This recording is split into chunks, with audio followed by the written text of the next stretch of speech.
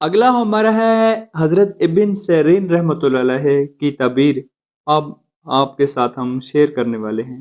حضرت محمد بن سیرین رحمۃ اللہ علیہ نے فرمایا ہے کہ خواب میں اگر خوش روح اور خوبصورت پری دیکھے، جو کہ آپ لوگ دیکھتے ہیں کہ یہ حد سے زیادہ خوبصورت ہے اور یہ پری ہے، تو یہ عزت اور دولت پانے کی علامت ہو سکتی ہے، چاہے وہ دیکھنے والے مرد ہو یا عورت ہو. تاہم اگر پری بدصورت یا غمگین ہو، آپ دیکھتے ہیں کہ وہ پری ہے لیکن وہ بدصورت ہے اور بہت ہی بدصورت ہے یا غمگین ہو، تو یہ غم و اندوہ کی دلیل ہو سکتی ہے.